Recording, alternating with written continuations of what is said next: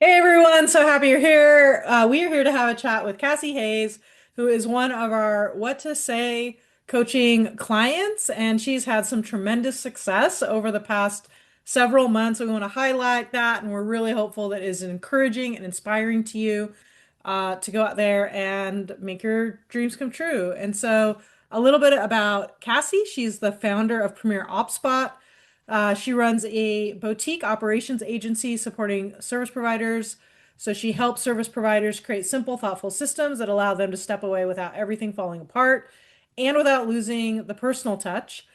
Cassie's a HoneyBook Pro and primarily helps event professionals, which is very cool, to set up their systems in HoneyBook. And so, what is HoneyBook?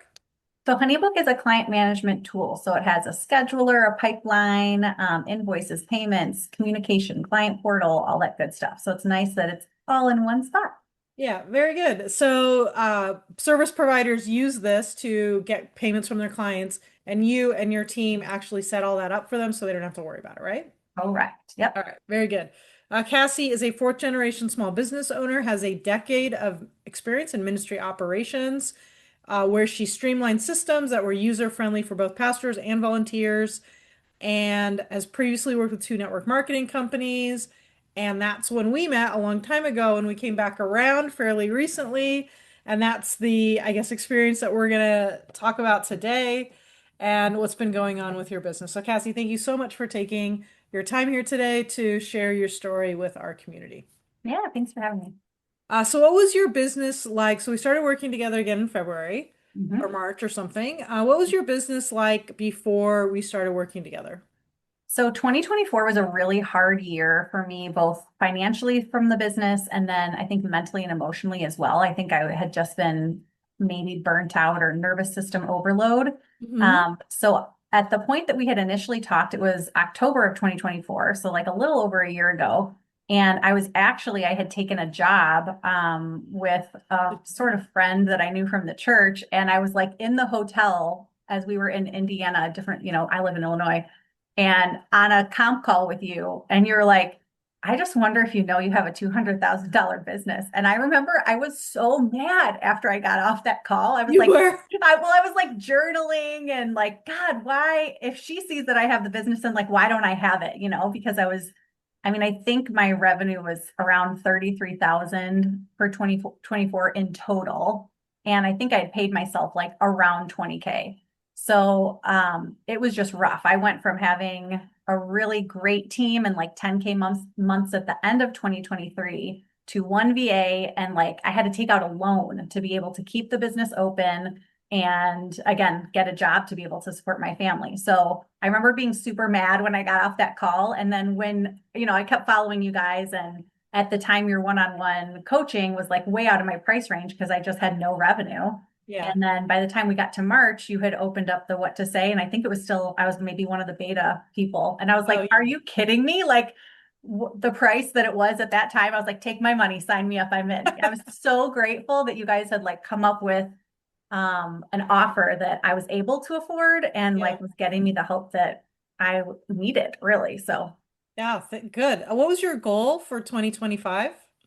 So initially I had set a goal for I think 45,000 in revenue because I was thinking, well, if I did 33 last year, 45 is reasonable, right? It's like an attainable goal, but it's still more than last year. Sure. And where are we at? We are at 79, actually 80,000. We'll just call it 80 because it's 79,900 right All now. right. With like 5, 6 weeks to go. So Yep. I just want to stop publicly and say congratulations over double last year's. And you have some notes that you put on here. From quarter one to quarter two, your revenue doubled, and from quarter one to quarter three, your revenue tripled. You now have a team of three women, two VAs, and a project manager, and you're supporting an average of 11 clients. That is really, really wonderful. Are there any other key results or accomplishments that you've achieved that you're really proud of right now?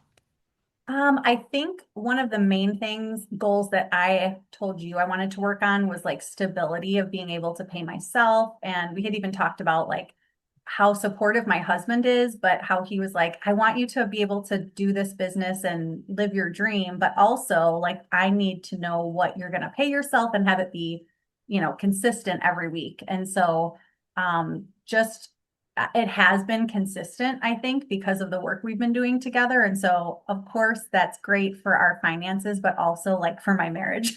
Yeah. So, It's an interesting side effect when when you fix your business, how a lot of the other relationships, like reducing a lot of that stress. I mean, I know when we're struggling, I am like extra cranky and less capacity for yeah, other stuff, and I'm really, really happy about that. yeah. How do you think your mindset and success around sales and marketing has shifted from then to now? I think one of the biggest things that is like an overarching theme of working with you guys is you just make everything simple. So I'm sure I'm not the only overthinker as an entrepreneur, but there's like so many things you could be doing. And I am definitely a recovering overthinker and recovering perfectionist. And so the way that you're just like, it's just this, right? Or so, like, I remember one of our first calls, you were like, well, it's just a math problem. And I was like, okay. And so sometimes it's like, oh, is it really? That's all it is. And you will say that, but then you will actually give tactical, like, here's how we break down getting to that result. And Hmm. so I think that's been a huge help because it helps me to not just spin out thinking so long, and it makes the speed of success faster because I'm like, okay, I have another brain helping me make decisions quicker as opposed to, Yeah. again, me just being like, wait, I don't know if that's right. Is it? Maybe. I don't know. And going back and forth. So, yeah, It that's huge.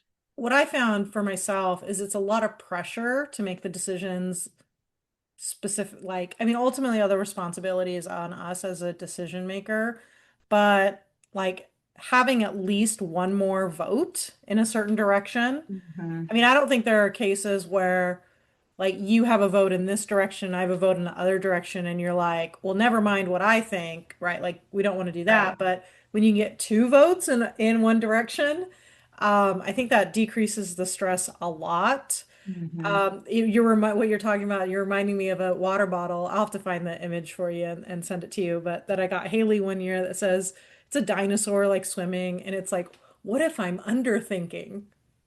Like only an overthinker would think, what if Right. I'm underthinking? That's good. And that's really funny. You mentioned earlier that one of the big lessons that you have learned is about speed, what clients Mhm. want versus information. Can you talk a little bit more about that? Because I think it'll be helpful for anyone listening. Yeah, for sure. So one of the values that you guys, you and Karen both have that I share is to try to find like win-win situations. I think in the online world, especially, there's a lot of coaches that are like, charge your worth. And to them, sometimes it's like, just pick a number that you want to get paid. And I just feel that's a little bit disingenuous. Hmm. And then those types of coaches will often gatekeep a lot of information that could help people. And so what I love about the way you guys coach us is value, like just give the value and just be a good human. Like share the information because people don't pay for information, they pay for speed. So especially in a service provider, like done for you type of business like we have. And I am finding that the higher revenue clients, like the ones that are wanting to pay, they really are. The ones who can pay more, they are like paying for the speed. They just, I know I could do this on my own, but I don't have time. Take my money and fix it, please. That's their mindset. Yeah. So it really is cool to just feel like I don't have to gatekeep helping people because I that's my heart. And I think that's probably the heart of a lot of people in your program is Yeah. that we're doing this because we want to help people, but also we should get paid for our work, right? So it's Yeah. holding both. Well, I think it's being, that whole concept is being more generous with information. Like we don't want to be in that scarcity mode. It's like if I tell them how to do it, then I'm going to lose clients. Mm-hmm. And those people were not going to be your clients anyway, right? If they're like, oh, I'm just going to take this and go. And so the speed, right? Like you're talking about done for you services. And so that Mm-hmm. doesn't necessarily mean for anyone that's listening that you have to do it tomorrow, right? Their time to implementation might be 2 years. Right. Even if you put them on a wait list for 2 months from now, that's still faster than if Mm-hmm. they fiddled with it themselves. But even if you are in the done with you space, like coaching, the roadmaps we make, the tools that we make, though all of those increase speed, even if you're working with someone because of like the overthinking that you mentioned, or just like not even knowing what question to ask, Hmm. I think is really helpful. And so I just hope that for those of you guys that are listening, the that you really like own that and not buy into the scarcity that we have to sell the information. Hmm. But it's the, implementation of the information that is really what our career is.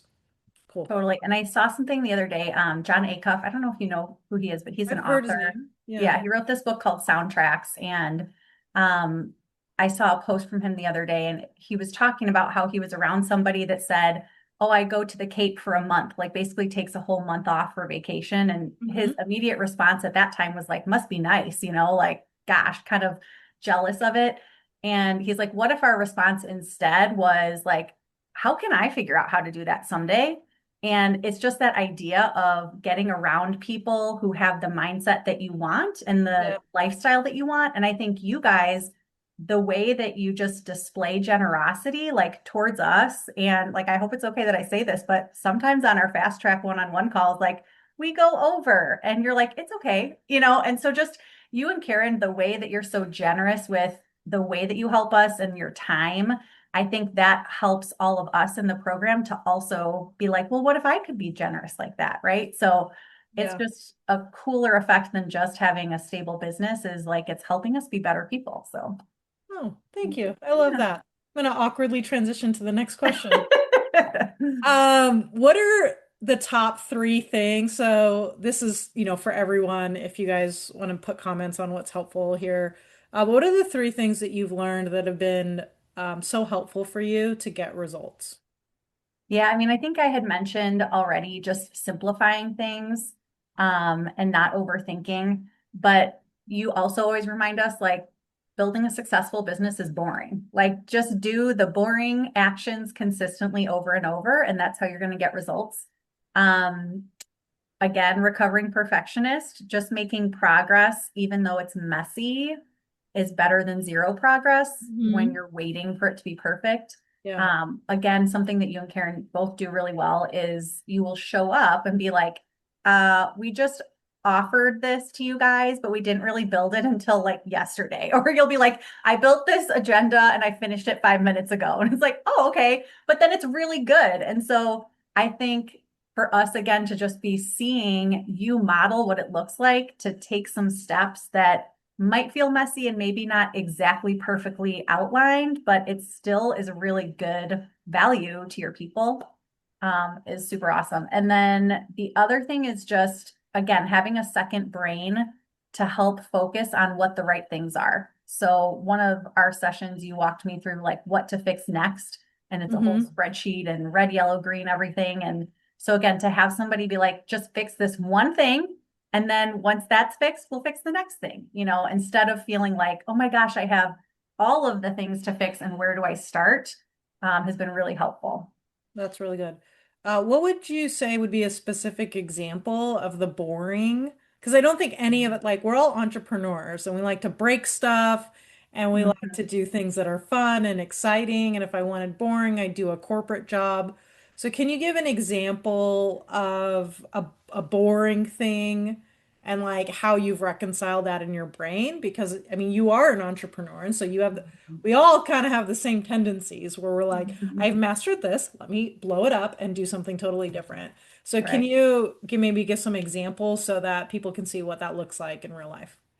Yeah. So, I mean, one is just consistency of content or like posting. And again, you guys have given us great templates, which takes the overthinking out of it, right? Like, here's 5 different kinds of posts. Here's how often you should do them. And so we can each put our own kind of flavor on it. So just staying consistent with those types of posts and then the follow up from those posts, messaging people. Again, this sounds bad because I think all of us love people. It's not that we Yeah. don't like people, it's just it is sort of tedious and like, oh, I have to go message my 5 people or Yeah. whatever. So it's yeah, just staying consistent with those engagement habits. Um, and then I think even our offers, and like the sales conversations that we have and the way that you train us to have those conversations, it's like, if it's not working, don't throw out the baby with the bathwater. Like, we don't need to throw everything away. Let's find like one thing to tweak and see if that fixes it. So that's been, another thing. I think sometimes we're tempted that if we don't get immediate success, we want to just overhaul everything.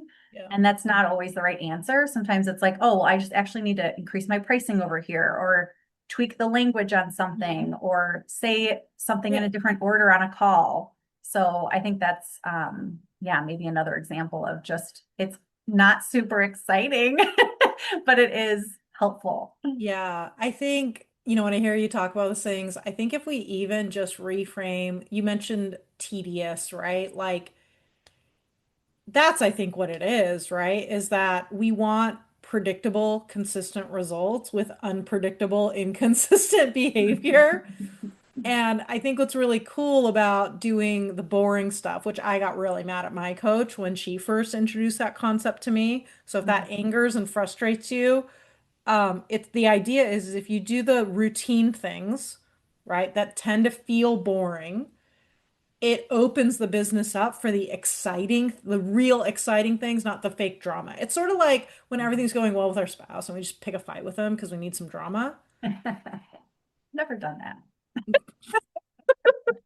Like there's something in our soul that's craving it subconsciously. It's kind of like that, right? And then you don't end up going out that weekend because you're in a fight. Well, Mhm. if we can just do the tedious things in our business consistently, it opens up the opportunity for us to do actually unboring things like grow the business, hire, or take a long weekend and go do something like have excitement in our personal life because we know that the business is steady and innovate in ways that are productive instead of destructive. And I just think that's such a good insight that you shared. Can you give us an example of progress over perfection? How Mm. that, like a specific way that that concept has helped you? Yeah. Okay. So one of the things you teach us is to do a yes test, which it's like if we have an idea of something that our ideal clients might need or want, we just have to go ask the people, right? We won't Yeah. know unless we ask. And so we have been talking about like Black Friday deals. And in the past, I've tried different things and it just hasn't worked for the business model that I have. Hmm. And so, you had encouraged me like, just do the yes test. I can't remember if it was you or Karen. And so I literally got off our coaching call and I was like, I'm going to do it right now. And so I messaged a bunch of our former clients, was like, hey, here's a thing that I'm thinking of offering. Like, would that be helpful to you? And I got like immediately 4 yeses. And I was like, oh, okay. So then I was like, I'm going to quickly build the thing in the back end so I can have a way for them to pay for it. And I had somebody book like that same day and like a couple other people that are still probably going to book it. So yeah, I mean, again, you have modeled that really well where it's like, don't waste the time setting it up until you know for sure that it's going to work, or at least you have a pretty good idea that it will. Hmm. So yeah, it's a little bit different way of thinking about it, maybe a little less chronological than Yeah. overthinkers would think. You got to make something before you can sell it. Right, which is Yeah, but not you got to true. sell something before you should even make it. Right. Yeah, it blows a lot of people's minds. Speaking of that, transitioning to the focus on the right things. So you've been right 75K for this year, just kind of getting started, starting to get some momentum. How you said mentioned focused, you've been focusing on fixing one thing at a time. Mhm. How has that improved your quality of life? That's a good question. I think it just minimizes my internal chaos instead of me, again, feeling frantic a lot of the time that I'm not doing enough or, oh my gosh, my to-do list is like 10 miles long. I think I've gotten really good at, I will still have ideas like all the entrepreneurs do, like, oh, Yeah. this is a cool idea or this is a goal that I want for the future. But it's like in my brain, I'm like, but I'm not working on that right now. I just bloop, I like drop it in the parking lot. And I'm like, I'll Yeah. come back to that later. So I think it actually helps because it enables me to focus on the thing that I'm doing now without losing the excitement of the future goals. And then it's almost like this is waiting for me to earn it over there, which is Oh, like a nice. game, right? Oh, Yeah. that is a game. I think you answered this question, but if you have any other thoughts, how did you quiet the inner entrepreneurial demons Mm, that make you want, right? There's this panic that we have when we're not really where we want to be in our business, that we have to fix everything all in the same moment or else, right? Like it's right. like catastrophizing. I think it's very normal. I do it. How did you quiet that? Because that panic is useful in some ways. Yeah. It makes us move, it forces us to move, and it's hard to break the cycle of, well, if I don't do all the things and fix all the things, I won't make progress fast enough. How'd you reconcile that? So really it was like I would start to feel panicked and then I'd like hear you guys in my head and I'd be like, I'm just gonna focus on what I can control. And I can't control how many people buy over here, but I can control like again doing the daily habits and Mhm.